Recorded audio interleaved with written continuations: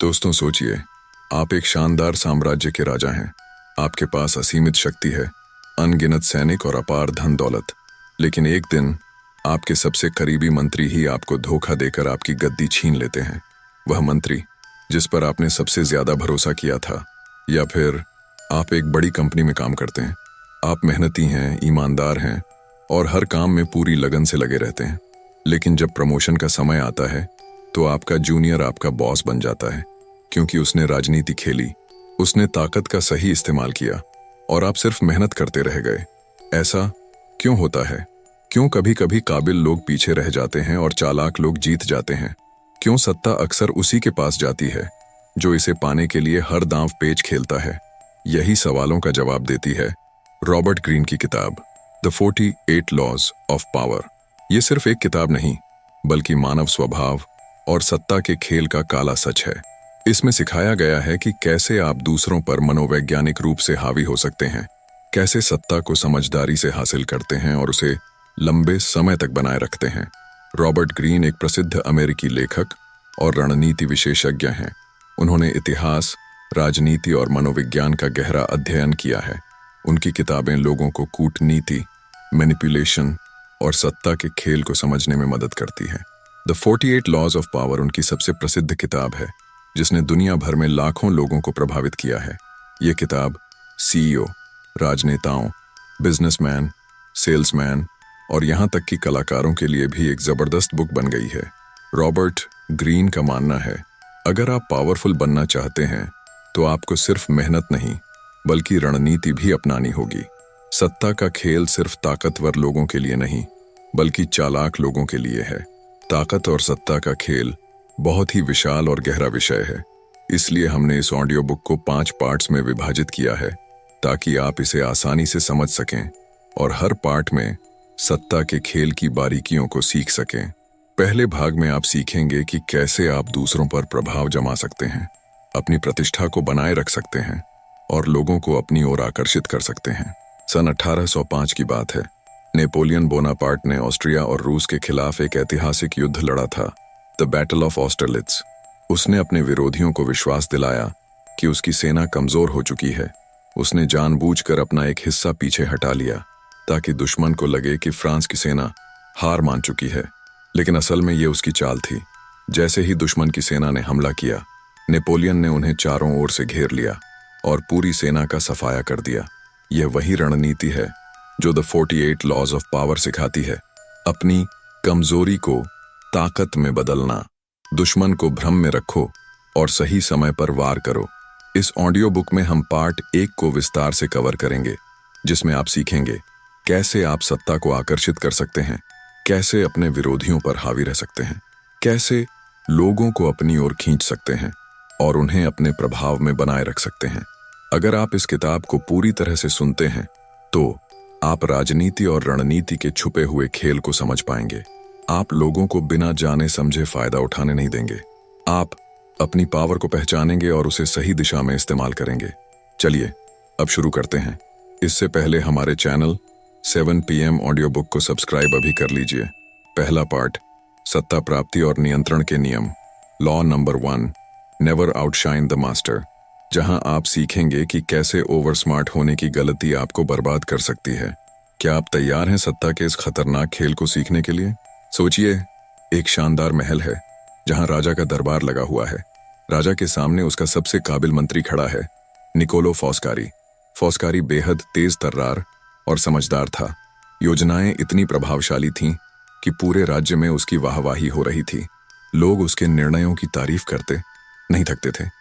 लेकिन यही उसकी सबसे बड़ी गलती थी।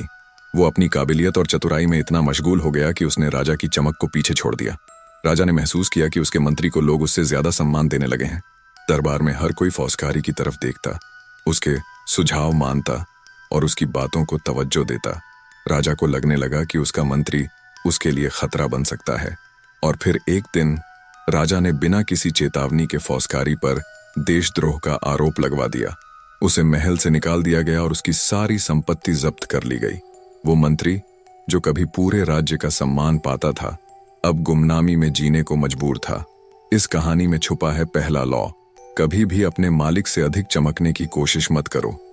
चाहे आप ऑफिस में काम कर रहे हो, बिजनेस में हो या किसी ग्रुप का हिस्सा हो, कभी भी अपने बॉस को यह महसूस न होने दें कि आप उससे ज्यादा स्मार्ट या पावरफुल हैं। फ्रांस का शक्तिशाली राजा लुई 14 हमेशा इस कानून को फॉलो करता था। उसके दरबार में एक महान वास्तुकार था, फॉकवेट। फॉकवेट ने अपने राजा के सम्मान में एक भव्य पार्टी रखी।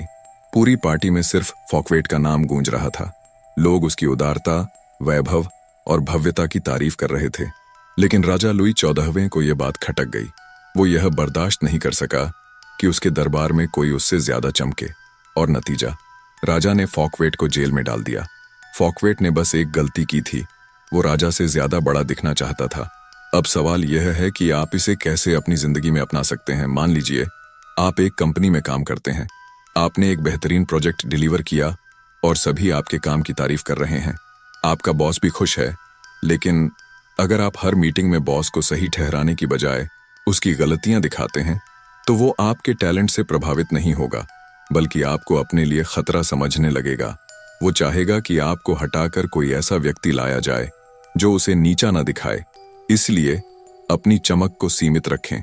जरूरत से ज्यादा बुद्धिमान या प्रभावशाली दिखने की कोशिश न करें। अपने बॉस को हीरो महसूस कराइए, खुद को नहीं। 1. बॉस को महत्व दें। कभी भी अपने बॉस या सीनियर को नीचा न दिखाएं, भले ही आप उनसे ज्यादा काबिल हों। उन्हें अपनी जीत का हिस्सा बनने दें। अगर आपने किसी बड़े क्लाइंट को जीत लिया तो कहें, यह सब आपकी गाइडेंस की वजह से संभव हुआ। इससे आपका बॉस आपको खतरा नहीं, बल्कि सहयोगी समझेगा। 2. अपनी प्रतिभा को छुपाएं। आपकी काबिलियत का प्रदर्शन होना चाहिए, लेकिन इतनी खूबसूरती से कि उसका श्रेय बॉस को मिले। अगर आपने किसी प्रोजेक्ट में शानदार काम किया है तो बॉस के सामने इस तरह पेश करें, सर, आपकी दी हुई स्ट्रेटजी पर काम करते हुए मैंने ये रिजल्ट हासिल किया। इससे आप बॉस की नजर में भरोसेमंद बनेंगे। 3. चमक से बचिए, प्रभाव डालिए। कभी भी दूसरों को जलाने के लिए अपनी प्रतिभा का प्रदर्शन न करें। उदाहरण, अगर आप किसी मीटिंग में हैं और आपके पास अपने बॉस से बेहतर आइडिया है, तो उसे सीधे मत पेश करें, बल्कि बॉस की सलाह पर सहमति जताते हुए अपने सुझाव को उनके विचार का विस्तार बताएं। इससे बॉस को लगेगा कि आइडिया उसी का है। जॉनी ईवे एप्पल के डिजाइन हेड थे। उन्होंने आईफोन और आईपैड जैसी क्रांतिकारी डिवाइसेस डिजाइन की, लेकिन उन्होंने कभी भी स्टीव जॉब्स से ज्यादा चमकने की कोशिश नहीं की। उन्होंने अपने क्रेडिट को जॉब्स के विजन का हिस्सा बताया, और इसीलिए वो लंबे समय तक एप्पल में अपनी पावर बनाए रख सके। चाणक्य ने चंद्रगुप्त मौर्य को राजा बनाने में अहम भूमिका निभाई थी, लेकिन उन्होंने कभी खुद को राजा नहीं बनाया, बल्कि सत्ता का असली खेल पर्दे के पीछे रहकर खेला। इसी वजह से चाणक्य का नाम इतिहास में दर्ज हो गया। अगर आप इस लॉ को अपनी जिंदगी में अपनाते हैं तो आप ऑफिस, पॉलिटिक्स में फंसने से बचेंगे, बॉस का भरोसा जीतेंगे, दुश्मनी नहीं, लोगों को अपने ऊपर निर्भर बनाएंगे, लेकिन कभी उन्हें यह एहसास नहीं होने देंगे। Law number 2, never put too much trust in friends, learn how to use enemies. सोचिए, आप एक बड़े बिजनेस टाइकून हैं। आपका एक बेहद करीबी दोस्त है, माइकल। माइकल ने हमेशा आपका साथ दिया है। वो आपकी हर मीटिंग में आपके लिए खड़ा रहा है। आपने उस पर आंख बंद करके भरोसा किया। लेकिन एक दिन आपकी कंपनी में एक बड़ी डील फाइनल होनी थी। आप पूरी तरह माइकल पर निर्भर थे, क्योंकि उसने कहा था, भाई मैं हूं ना, तुम बस मुझ पर भरोसा रखो। आपने उसकी बात मान ली। लेकिन डील के दिन माइकल गायब था। आप उसे कॉल करते रहे, लेकिन उसका फोन बंद था। फिर आपको पता चला कि माइकल ने वही डील आपकी कंपनी के सबसे बड़े कॉम्पिटिटर को दिलवा दी। वही दोस्त जिस पर आपने सबसे ज्यादा भरोसा किया था, उसने आपको सबसे गहरा धोखा दिया, और अब आप अकेले रह गए। कभी भी दोस्तों पर आंख मूंदकर भरोसा मत करो, बल्कि दुश्मनों को समझदारी से इस्तेमाल करना सीखो। रॉबर्ट ग्रीन कहते हैं, दोस्त कई बार आपकी कमजोरी बन जाते हैं, क्योंकि वो जानते हैं कि आप उन पर भरोसा करते हैं। वहीं आपका दुश्मन आपको कभी हल्के में नहीं लेता, क्योंकि वो जानता है कि आप उससे सावधान रहेंगे। इसलिए कई बार दुश्मन दोस्त से ज्यादा भरोसेमंद साबित हो सकता है। फ्रांस के राजा लुई 13वें के शासनकाल में उसका एक बेहद करीबी दोस्त था, कॉनकिनी। कॉनकिनी ने राजा का विश्वास जीत लिया था और राजा ने उसे अपनी सेना का प्रमुख बना दिया। लेकिन धीरे धीरे कॉनकिनी की महत्वाकांक्षाएं बढ़ने लगीं। वो राजा की कमजोरियों को जानता था, और उसका फायदा उठाने लगा। उसने राजा की पीठ पीछे षड्यंत्र रचकर पूरे दरबार पर कब्जा कर लिया। जब राजा को सच्चाई का पता चला तब तक बहुत देर हो चुकी थी। कौनकिनी ने राजा के खिलाफ पूरी साजिश बिछा दी थी। राजा ने एक सीख ली, कभी भी दोस्तों को पूरी पावर मत दो, क्योंकि वो आपकी कमजोरी जानकर आपको खत्म कर सकते हैं। इसके बाद लुई 13 ने अपने सबसे बड़े दुश्मन कार्डिनल रिचल्यू को अपना प्रधानमंत्री बना दिया। हैरानी की बात यह थी कि रिचल्यू, जो कभी राजा का सबसे बड़ा दुश्मन था, उसने राजा के लिए पूरी निष्ठा से काम किया। क्यों? क्योंकि वो खुद को हर समय साबित करने में लगा रहा ताकि राजा उस पर भरोसा करता रहे। और यहीं राजा जीत गया। उसने अपने दुश्मन को हथियार बना लिया। मान लीजिए आप एक बिजनेस कर रहे हैं और आपका एक दोस्त भी उसी फील्ड में काम कर रहा है। शुरुआत में आप उसे अपना पार्टनर बना लेते हैं क्योंकि आप सोचते हैं दोस्ती में भरोसा पक्का है, लेकिन कुछ समय बाद वही दोस्त आपके क्लाइंट्स को अपने साथ ले जाता है। आपको ठगे जाने का एहसास होता है, लेकिन तब तक देर हो चुकी होती है। इसीलिए हमेशा याद रखें, दोस्त को कभी इतनी पावर मत दो कि वो तुम्हारे सिर पर सवार हो जाए। कभी भी दुश्मनों को हल्के में मत लो, वो कई बार दोस्तों से ज्यादा भरोसेमंद होते हैं। दोस्तों को पावरफुल न बनाएं, दोस्ती में भावुक होकर उन्हें ज्यादा शक्ति न दें। उदाहरण, अगर आप किसी दोस्त के साथ बिजनेस कर रहे हैं तो सभी पावर उसके हाथ में न दें। हमेशा अपने पास फैसले लेने का हक रखें। दुश्मनों को अवसर दीजिए। कई बार दुश्मन ज्यादा मेहनत करता है क्योंकि उसे खुद को साबित करना होता है। उदाहरण, ऑफिस में अगर आपका कोई विरोधी आपसे जलता है तो उसे अपनी टीम में शामिल करें। क्यों? क्योंकि अब वो आपकी कमजोरी खोजने के बजाय अपनी साख बचाने में लगा रहेगा। अपनी भावनाओं को काबू में रखें। दोस्ती और भरोसे में बहकर महत्वपूर्ण फैसले न लें। अगर आप किसी दोस्त को नौकरी पर रख रहे हैं तो प्रोफेशनल रूल्स को मत तोड़िए। भावनाओं में बहकर उसे ज्यादा छूट मत दीजिए। स्टीव जॉब्स और बिल गेट्स कभी अच्छे दोस्त थे, लेकिन माइक्रोसॉफ्ट ने एप्पल के कई आइडियाज कॉपी कर लिए और उन्हें अपने प्रोडक्ट्स में डाल दिया। जॉब्स को एहसास हुआ कि उसने दोस्ती में गेट्स पर ज्यादा भरोसा कर लिया था। नेपोलियन हमेशा अपने दुश्मनों को काम में लगाता था क्योंकि वो जानता था कि दुश्मन खुद को साबित करने के लिए ज्यादा मेहनत करेंगे। इसलिए उसने कभी भी सिर्फ दोस्तों पर भरोसा नहीं किया, बल्कि दुश्मनों का भी फायदा उठाया। याद रखो, दोस्त कई बार तुम्हारे लिए सबसे बड़ा खतरा बन सकता है, दुश्मन ही तुम्हारा सबसे बड़ा हथियार हो सकता है। पावर गेम में भरोसे से ज्यादा चालाकी काम आती है। दुनिया में भरोसा करो, लेकिन आंख मूंद कर नहीं, और दुश्मनों को नजरअंदाज मत करो, उन्हें इस्तेमाल करो। Law number 3, conceal your intentions. एक शानदार महल है, उसके दरबार में बैठा है एक युवा राजकुमार, लुई फिलिप। वो ताकतवर बनने का सपना देखता है, लेकिन उसकी हालत यह है कि उसके अपने मंत्री ही उसे हल्के में लेते हैं। लेकिन लुई फिलिप के मन में एक खतरनाक योजना थी। उसने कभी भी अपनी मंशा को जाहिर नहीं किया। वो अपने विरोधियों से मीठा बोलता, उनके कामों की तारीफ करता और उनकी मदद करता रहा। दरबार में सबको लगा कि लुई फिलिप एक निर्दोष और मासूम राजकुमार है जो कभी भी उनके लिए खतरा नहीं बन सकता। लेकिन धीरे धीरे लुई फिलिप ने सभी मंत्रियों की कमजोरी जान ली। उसने एक एक करके उनके गुप्त राज्य बाहर निकाले, उनकी साजिशों को पकड़ लिया और एक दिन उसने पूरे दरबार पर कब्जा कर लिया। जो लोग उसे एक मामूली राजकुमार समझते थे, वही लोग उसके सामने झुकने को मजबूर हो गए। क्यों? क्योंकि लुई फिलिप ने कभी भी अपनी मंशा को जाहिर नहीं होने दिया। कभी भी अपनी असली मंशा को दुनिया के सामने मत आने दो। अगर लोग आपकी योजना को समझ जाएंगे तो वो उसका तोड़ निकाल लेंगे, लेकिन अगर आप उन्हें भ्रम में रखेंगे तो वो कभी भी आपकी अगली चाल का अंदाजा नहीं लगा पाएंगे। यही असली पावर गेम है, अपनी मंशा को छुपाकर आगे बढ़ना। क्रिस्टोफर कोलंबस, वो नाविक जिसने अमेरिका की खोज की थी, उसने भी इसी कानून का इस्तेमाल किया। जब कोलंबस को नए समुद्री मार्ग की तलाश के लिए स्पेन के राजा और रानी से फंडिंग की जरूरत थी, तो उसने कभी भी अपनी असली योजना को जाहिर नहीं किया। उसने सिर्फ इतना कहा, मैं एक छोटे से समुद्री रास्ते की तलाश कर रहा हूं जिससे भारत पहुंचा जा सके। रानी को यह सफर छोटा और फायदेमंद लगा, इसलिए उन्होंने फंडिंग दे दी। लेकिन हकीकत में कोलंबस को भारत का रास्ता नहीं, बल्कि एक नया महाद्वीप चाहिए था। और जब वो अमेरिका पहुंचा, तब तक स्पेन का दरबार उसकी असली योजना को समझ ही नहीं पाया था। उसकी चाल काम कर गई क्योंकि उसने अपनी मंशा को पूरी तरह छुपाए रखा। आप इसे असल जिंदगी में इसे कैसे लागू करें? मान लीजिए आप एक स्टार्टअप शुरू कर रहे हैं और आपका लक्ष्य है मार्केट में सबसे बड़ा प्लेयर बनना। लेकिन अगर आप शुरुआत में ही सबको अपनी मंशा बता देंगे तो बड़े ब्रांड्स आपको कुचलने में लग जाएंगे। इसलिए शुरुआत में विनम्र रहिए, दिखाइए कि आप सिर्फ अपने छोटे से बिजनेस पर फोकस कर रहे हैं, और जब सही समय आए तब अपनी असली योजना को सामने लाइए। याद रखिए, जो सबसे शांत दिखता है वही सबसे बड़ा खेल खेलता है। इसे कैसे लागू करें? 1. अपनी योजना को गुप्त रखिए। कभी भी अपनी पूरी रणनीति दुनिया को मत बताइए। अगर आप एक बड़ा प्रोजेक्ट कर रहे हैं तो उसके बारे में लोगों को तभी बताइए जब वो पूरा हो जाए। पहले उसे गुप्त रूप से तैयार कीजिए ताकि कोई आपको रोक ना सके। 2. भ्रम पैदा कीजिए। लोगों को भ्रम में रखिए कि आप क्या करने वाले हैं। अगर आप नौकरी छोड़कर बिजनेस शुरू करने वाले हैं तो अपने बॉस को मत बताइए। जब आपका बिजनेस सेट हो जाए तभी उसे सामने लाइए। 3. लोगों को फुसलाइए, डराइए नहीं।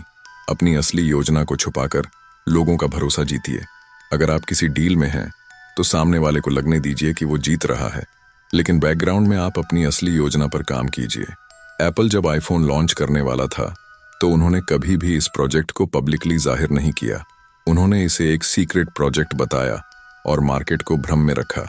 जब आईफोन लॉन्च हुआ तब पूरी दुनिया हैरान रह गई। बड़ी योजनाओं को गुप्त रखना ही असली पावर है। चाणक्य ने जब चंद्रगुप्त मौर्य को राजा बनाने की योजना बनाई तो उसने अपनी असली मंशा को कभी जाहिर नहीं किया। वो शत्रुओं के साथ मिलकर उनकी योजनाएं जानता रहा और फिर सही समय पर वार किया। चालाकी और धैर्य से खेलिए, तभी आप जीतेंगे। याद रखो, अपनी मंशा को गुप्त रखो ताकि लोग तुम्हारे इरादों का अंदाजा न लगा सकें। सामने वाले को भ्रम में रखो ताकि वो कभी तुम्हारी अगली चाल न समझ पाए। शोर मचाने वाले नहीं, चुपचाप वार करने वाले जीतते हैं। दुनिया को उतना ही दिखाओ जितना तुम दिखाना चाहते हो, क्योंकि सबसे घातक चाल वो होती है जो दिखती ही नहीं। Law number 4, always say less than necessary. जरा सोचिए, आप किसी बिजनेस मीटिंग में बैठे हैं। आपके सामने 2 लोग हैं। एक लगातार बोलता जा रहा है अपनी कामयाबियों के बारे में, अपनी प्लानिंग के बारे में, और दूसरा व्यक्ति सिर्फ मुस्कुरा रहा है, बीच बीच में बस हम या शायद कहकर बात को टाल रहा है। आप किससे ज्यादा प्रभावित होंगे? जवाब साफ है, जो कम बोलता है वो ज्यादा रहस्यमयी लगता है। उसकी चुप्पी में एक अलग आकर्षण होता है, एक ऐसा रहस्य जो सामने वाले को जानने के लिए मजबूर कर देता है। कम बोलने वाला व्यक्ति ज्यादा पावरफुल लगता है क्योंकि लोग उसकी चुप्पी को उसकी गहराई समझते हैं। फ्रांस के राजा लुई 14वें को इतिहास में द सन किंग के नाम से जाना जाता है, लेकिन वो अपनी पावरफुल पर्सनालिटी के लिए नहीं बल्कि कम बोलने की कला के लिए मशहूर थे। जब भी राजा लुई दरबार में बैठते वो हमेशा कम बोलते थे। मंत्री उन्हें लगातार सलाह देते, दरबारी उनके आगे झुकते, लेकिन राजा बस मुस्कुरा देते। वो सिर्फ 1 या 2 शब्द कहते, जैसा आपने कहा वैसा ही होगा, या बस सिर हिलाकर सहमति जता देते।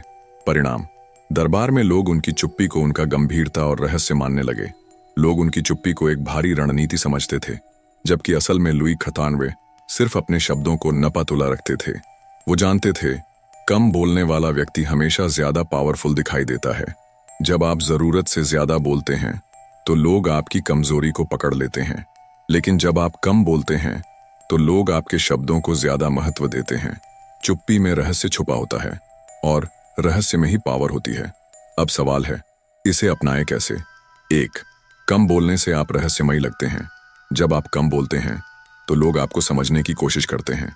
अगर आप किसी इंटरव्यू में बहुत ज्यादा बोलते हैं तो आप नर्वस लगते हैं, लेकिन अगर आप सिर्फ महत्वपूर्ण बातें बोलते हैं तो आप कॉन्फिडेंट और स्मार्ट लगते हैं। 2. ज्यादा बोलने से आप कमजोर लगते हैं। ज्यादा बोलने से आप अपनी कमजोरी जाहिर कर देते हैं। अगर आप किसी डील में लगातार अपनी प्लानिंग बताते रहते हैं तो सामने वाला आपकी रणनीति को समझ लेता है, लेकिन अगर आप सिर्फ कम शब्दों में अपनी बात रखते हैं तो वो आपकी गहराई को नहीं भांप पाता। तीसरा रहस्य बनाए रखिए, जब आप कम बोलते हैं तो लोग आपके बारे में ज्यादा जानने की कोशिश करते हैं। अगर आप किसी सोशल गैदरिंग में चुप रहते हैं तो लोग सोचेंगे, ये बंदा इतना शांत क्यों है, इसके दिमाग में क्या चल रहा होगा। आप उन्हें अपनी तरफ आकर्षित कर लेते हैं सिर्फ अपनी चुप्पी से। सुनो ज्यादा, बोलो कम। जब भी आप किसी बातचीत में हों तो सुनने पर फोकस करें, सिर्फ जरूरत भर बोलिए।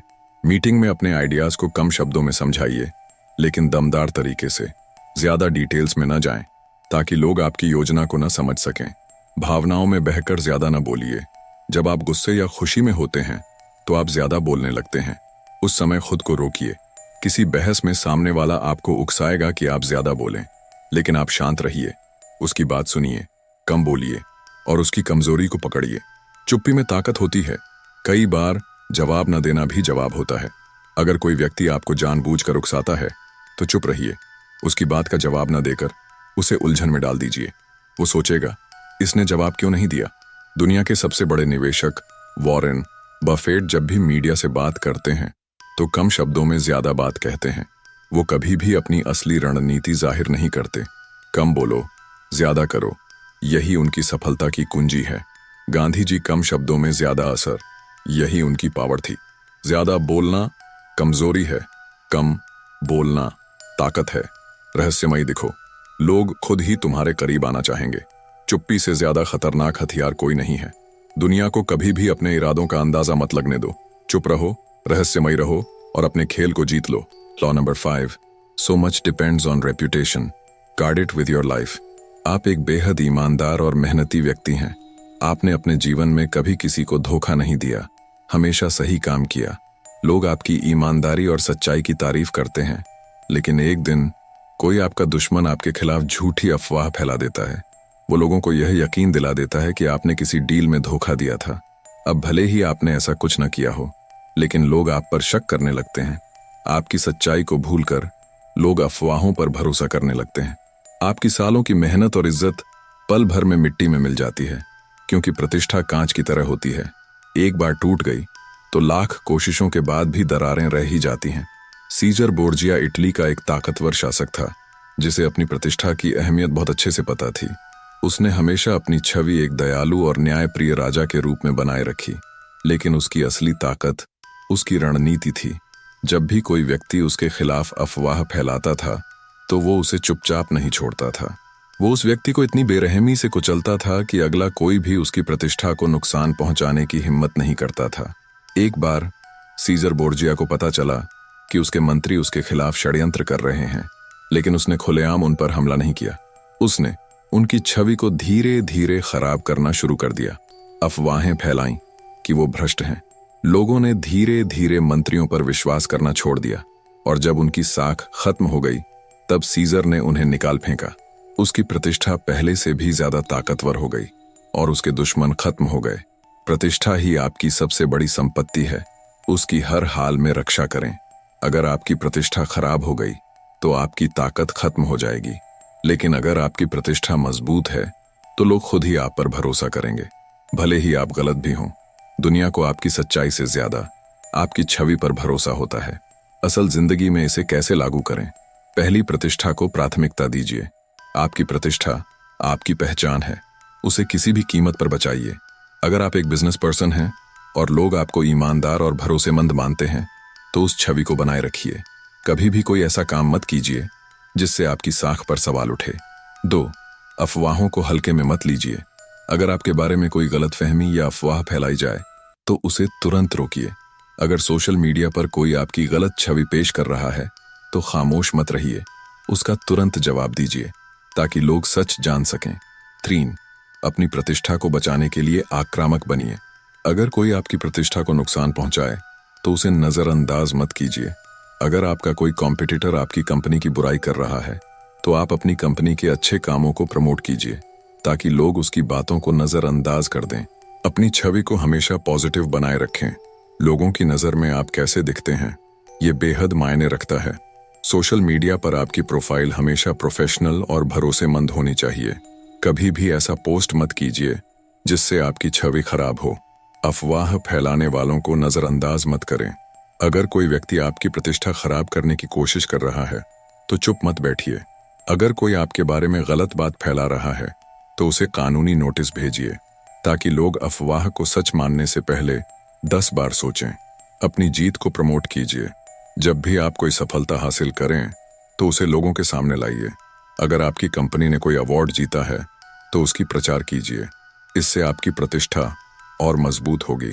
रतन टाटा हमेशा अपनी सच्चाई और ईमानदारी की छवि बनाए रखते हैं। उनकी प्रतिष्ठा इतनी मजबूत है कि लोग उनकी बातों पर आंख मूंद कर भरोसा करते हैं। उनका नाम ही भरोसे का पर्याय बन गया है। अमेरिका के राष्ट्रपति अब्राहम लिंकन ने हमेशा अपनी प्रतिष्ठा की रक्षा की। उनके खिलाफ कई अफवाहें फैलाई गईं, लेकिन उन्होंने कभी भी गलत तरीके से जवाब नहीं दिया, बल्कि अपनी ईमानदारी और कर्म से दुनिया को दिखा दिया कि वो सही थे। याद रखो, प्रतिष्ठा आपकी सबसे बड़ी पूंजी है। उसे बचाने के लिए कुछ भी कर गुजरो। दुनिया आपकी सच्चाई नहीं, आपकी छवि को देखती है। एक बार छवि खराब हो गई तो उसे ठीक करना नामुमकिन हो जाता है।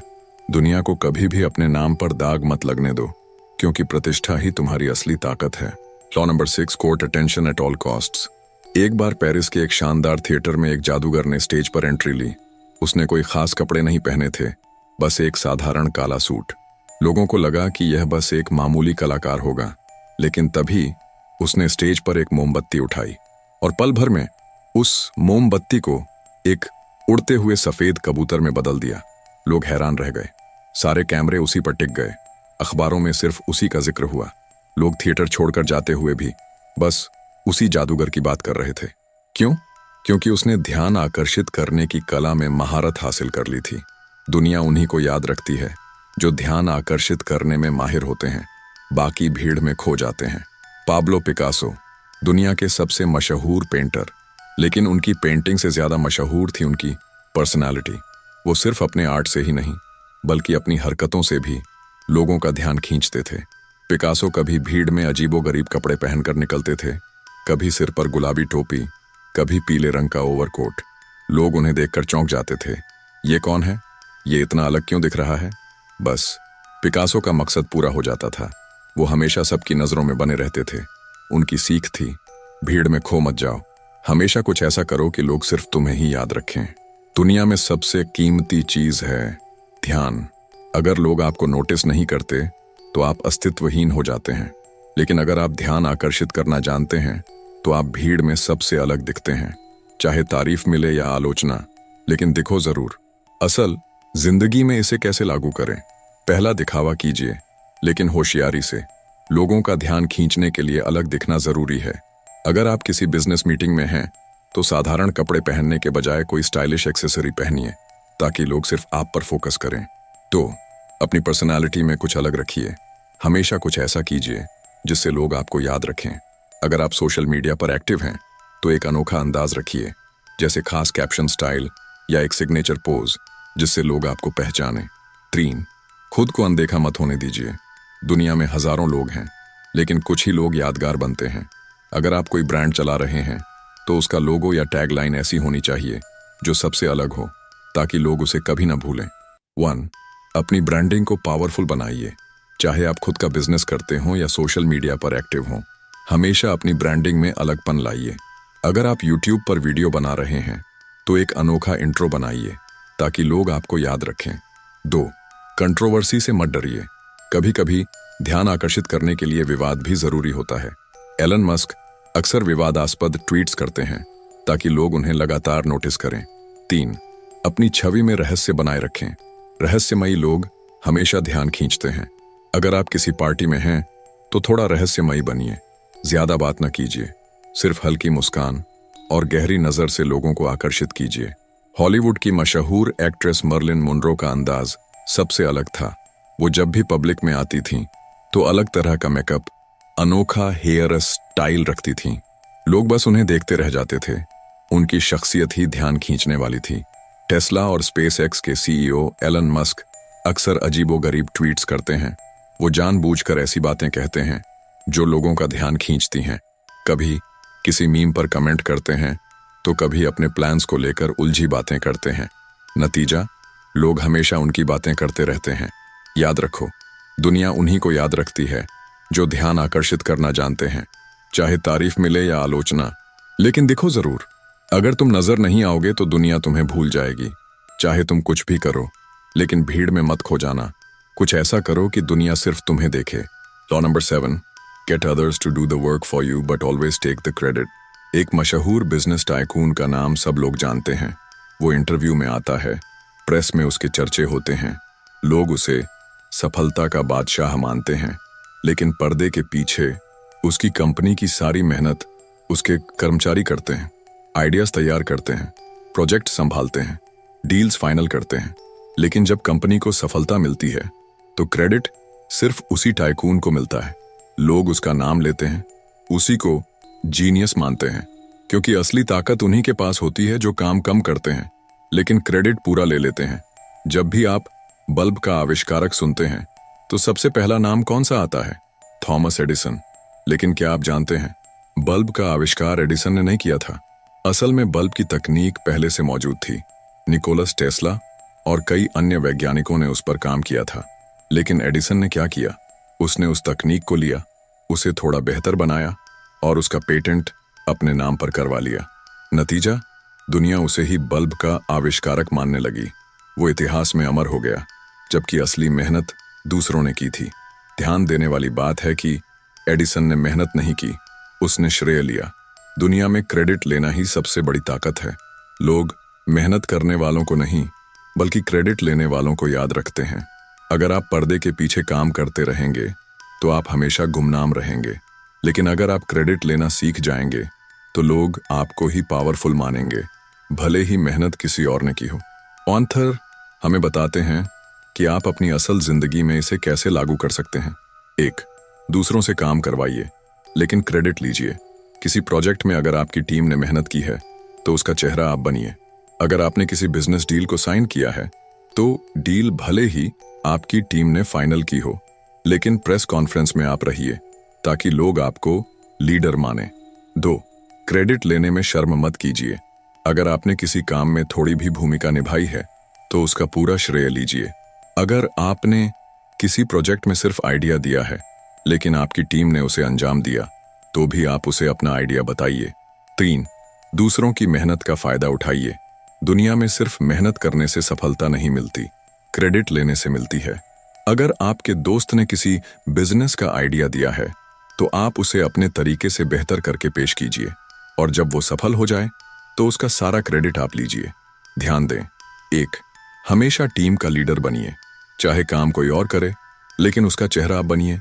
अगर आप किसी प्रोजेक्ट में सिर्फ प्लानिंग कर रहे हैं लेकिन असली काम आपकी टीम कर रही है तो क्लाइंट मीटिंग में हमेशा आप प्रेजेंट कीजिए। 2. अपने योगदान को बढ़ा चढ़ाकर बताइए। जब भी आप किसी काम का क्रेडिट लें तो उसे और ज्यादा अहमियत दीजिए। अगर आपने किसी डील में सिर्फ 10% योगदान दिया है तो भी लोगों को बताइए कि यह पूरा आइडिया मेरा था। तीसरे, दूसरों को दिखाइए आप ही मुख्य व्यक्ति हैं। जब भी आप किसी काम का क्रेडिट लें तो सिर्फ अपना नाम लाइमलाइट में लाइए। प्रेस में सिर्फ आपका नाम आना चाहिए ताकि लोग आपको ही सफलता का श्रेय दें। एप्पल के को फाउंडर स्टीव जॉब्स कभी खुद को टेक्निकल जीनियस नहीं कहते थे, लेकिन वो हमेशा अपने टीम मेंबर्स की मेहनत का पूरा श्रेय खुद लेते थे। दुनिया उन्हें ही एप्पल का क्रिएटर मानती है, भले ही असली मेहनत उनकी टीम करती थी। अमेरिका के राष्ट्रपति डोनाल्ड ट्रंप अपनी टीम के हर काम का पूरा क्रेडिट खुद लेते थे। उनके भाषणों में अक्सर सिर्फ आई का इस्तेमाल होता था, मैंने यह किया, मैंने वह किया, जबकि असल काम उनकी पूरी टीम करती थी। याद रखो, दुनिया मेहनत करने वालों को नहीं, क्रेडिट लेने वालों को पहचानती है। जो सिर्फ काम करते हैं वो हमेशा भीड़ में गुमनाम रहते हैं, लेकिन जो श्रेय लेते हैं वो इतिहास में नाम कमाते हैं। अगर तुम क्रेडिट लेना नहीं सीखोगे तो दुनिया तुम्हें हमेशा नजरअंदाज कर देगी, चाहे तुम कितनी भी मेहनत क्यों ना करो। Law number 8, make other people come to you, use bait if necessary. आप एक व्यापारी हैं, आपका प्रोडक्ट बेहतरीन है लेकिन ग्राहक नहीं आ रहे। आप बार बार लोगों के पीछे भागते हैं, कॉल करते हैं, मेल भेजते हैं, डिस्काउंट ऑफर करते हैं, लेकिन कोई रिस्पॉन्स नहीं आता। अब एक दूसरा व्यापारी है, वो लोगों के पीछे नहीं भागता, लोग खुद उसके पास आते हैं। क्यों? क्योंकि उसने एक ऐसी छवि बना ली है कि लोग उसे मिस नहीं करना चाहते। उसकी सर्विस इतनी खास लगती है कि ग्राहक खुद लाइन में लगकर उसका इंतजार करते हैं, क्योंकि असली ताकत उन्हीं के पास होती है जिनके पास लोग खींचे चले आते हैं, बाकी तो बस पीछे भागते रहते हैं। फ्रांस का शासक लुई 14वां इतिहास का सबसे ताकतवर राजा था, लेकिन उसकी असली ताकत उसकी राजनीतिक रणनीति थी। वो कभी खुद किसी के पास नहीं जाता था, बल्कि हमेशा लोगों को अपने पास खींचता था। कैसे? उसने एक अनोखा तरीका अपनाया। उसके महल में शानदार पार्टियां होती थीं, जहां फ्रांस के सबसे अमीर और ताकतवर लोग उसके बुलावे का इंतजार करते थे। वो जानता था कि अगर लोग खुद चलकर उसके पास आएंगे तो वो हमेशा उस पर निर्भर रहेंगे। लुई ने कभी किसी के आगे झुककर बात नहीं की, लोग उसके आगे झुककर आते थे, और इसी वजह से वो हमेशा सत्ता में रहा। क्योंकि जो व्यक्ति लोगों को अपनी ओर खींचना जानता है वही सबसे पावरफुल होता है। पावरफुल बनने के लिए लोगों को अपनी ओर खींचना जरूरी है। जो लोग हमेशा दूसरों के पीछे भागते हैं वो कमजोर दिखते हैं, लेकिन जो व्यक्ति लोगों को अपनी ओर आकर्षित करता है वही असली पावरफुल बनता है। लोगों को ललचाइए ताकि वो खुद आपके पास आने को मजबूर हो जाएं। ये आप कैसे कर सकते हैं? 1. खुद को आकर्षक बनाइए, पीछा मत कीजिए, कभी भी किसी के पीछे मत भागिए। खुद को इतना महत्वपूर्ण बनाइए कि लोग खुद आपके पास आने को मजबूर हो जाएं। अगर आप कोई बिजनेस कर रहे हैं तो कभी भी ज्यादा डिस्काउंट या ऑफर देकर लोगों को मत बुलाइए, बल्कि अपने प्रोडक्ट को इतना खास बनाइए कि लोग खुद उसे खरीदने के लिए लालायित रहें। 2. अपनी मांग बढ़ाइए, खुद को दुर्लभ बनाइए। जब कोई चीज आसानी से मिल जाती है तो उसकी कीमत कम हो जाती है, लेकिन जब वही चीज दुर्लभ हो जाती है तो उसकी कीमत बढ़ जाती है। अगर आप फ्रीलांसर हैं तो कभी भी खुद को सस्ते में मत बेचिए। अपनी सर्विस को एक्सक्लूसिव बनाइए ताकि क्लाइंट्स आपके पीछे भागें। 3.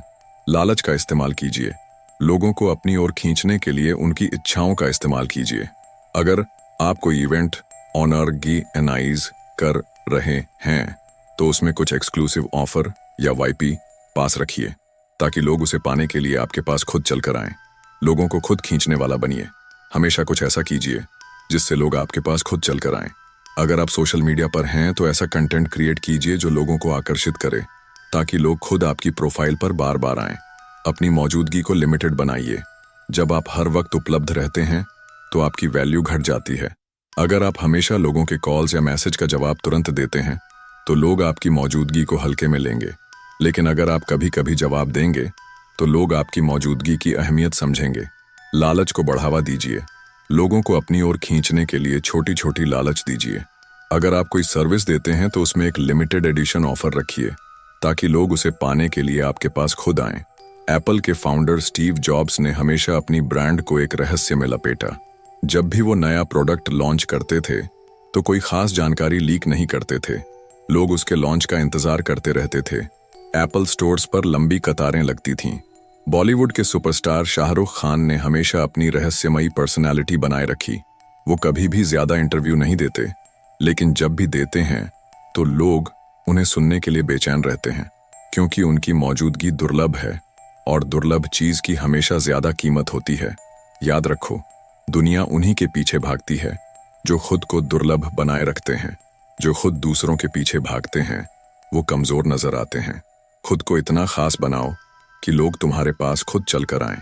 कभी मत भागो, दुनिया को ऐसा फंसाओ कि लोग तुम्हारे पीछे भागें। Law number 9, win through your actions never through argument. शब्द तीर नहीं होते, लेकिन फिर भी गहरे जख्म दे सकते हैं। लेकिन जब आप सिर्फ बहस करते हैं तो आप दुश्मन के ईगो को चोट पहुंचाते हैं। वो तिलमिलाता है और फिर आपकी बात मानने के बजाय आपका दुश्मन बन जाता है। अब सोचिए, अगर आप किसी से बहस करते हैं और उसे बार बार गलत साबित करते हैं, भले ही आप सही हों, लेकिन क्या वो आपको पसंद करेगा? नहीं, बल्कि वो आपसे नफरत करने लगेगा। असल ताकत बहस में नहीं, बल्कि अपने एक्शन में होती है। 17वीं सदी में गैलीलियो गैलीली ने दावा किया था कि पृथ्वी सूर्य के चारों ओर घूमती है, लेकिन उस दौर में चर्च का मानना था कि सूर्य पृथ्वी के चारों ओर घूमता है। अब गैलीलियो चाहता तो बहस कर सकता था, किताबें लिख सकता था, चर्च के खिलाफ बयान दे सकता था, लेकिन उसने ऐसा नहीं किया। उसने एक अनोखी रणनीति अपनाई। उसने एक दूरबीन बनाई, लोगों को खुद दिखाया कि सूर्य स्थिर है और पृथ्वी घूम रही है। उसने बहस नहीं की, बल्कि अपने एक्शन से सच साबित कर दिया। लोग जो पहले उसका मजाक उड़ाते थे, अब उसके सबूत देखकर चुप हो गए। अगर आप बहस करेंगे तो दुश्मन पैदा करेंगे, लेकिन अगर एक्शन से जीतेंगे तो इज्जत कमाएंगे। जब आप किसी को सिर्फ शब्दों से हराते हैं तो वो आपसे नफरत करने लगता है, लेकिन जब आप अपने एक्शन से जीतते हैं तो लोग आपकी काबिलियत मान लेते हैं। बहस में वक्त बर्बाद मत कीजिए, अपने काम से जवाब दीजिए। 1. बहस मत कीजिए, अपने काम से जवाब दीजिए। जब भी कोई आपकी काबिलियत पर शक करे तो उसे शब्दों से नहीं, बल्कि अपने एक्शन से जवाब दीजिए। अगर कोई आपके बिजनेस आइडिया का मजाक उड़ाता है तो उससे बहस मत कीजिए, बस अपना प्रोजेक्ट लॉन्च कीजिए और उसे सफल बना दीजिए। 2. अपनी ऊर्जा बहस में बर्बाद मत कीजिए। जो लोग बहस में पड़ते हैं वो अपनी एनर्जी खो देते हैं, लेकिन जो लोग अपने काम पर फोकस करते हैं वही आगे बढ़ते हैं। अगर ऑफिस में कोई आपकी आलोचना करता है तो उसे जवाब देने के बजाय अपने रिजल्ट से उसे चौंकाइए। 3. दुश्मन को अपने एक्शन से हराइए। जब कोई आपसे जलता है या आपको नीचे दिखाना चाहता है तो उससे बहस मत कीजिए, बस इतना सफल बनिए कि उसकी जलन और बढ़ जाए। अगर कोई आपको कहता है कि तुमसे ये काम नहीं होगा तो उसे जवाब मत दीजिए, बल्कि उसे अपने एक्शन से गलत साबित कर दीजिए। इसे कैसे लागू करें? एक काम कीजिए, बातें नहीं, दुनिया बहस से नहीं बल्कि कामयाबी से हिलती है। अगर कोई आपको नीचा दिखाने की कोशिश करे तो उससे बहस करने के बजाय चुपचाप मेहनत कीजिए और सफलता से उसे जवाब दीजिए। 2. बहस से बचिए, रिजल्ट दिखाइए। जब लोग आपकी आलोचना करें तो उनसे लड़ने की बजाय अपना फोकस अपने काम पर रखिए। अगर कोई कहे कि तुम कुछ नहीं कर सकते तो उसे बोलने दीजिए और चुपचाप मेहनत करके उसे गलत साबित कर दीजिए। 3. जीत का जश्न मनाइए, बहस का नहीं। असली जीत वो होती है जब आपके दुश्मन आपकी कामयाबी देखकर खुद शर्मिंदा हो जाएं। किसी बहस में पड़ने के बजाय अपने रिजल्ट को दुनिया के सामने रखिए और जीत का मजा लीजिए। भारतीय क्रिकेट टीम के पूर्व कप्तान महेंद्र सिंह धोनी कभी बहस नहीं करते थे। जब भी उनकी कप्तानी पर सवाल उठाए जाते थे वो इंटरव्यू में सफाई देने के बजाय मैदान पर शानदार प्रदर्शन करते थे। उनकी चुप्पी और एक्शन ही उनका सबसे बड़ा जवाब होता था।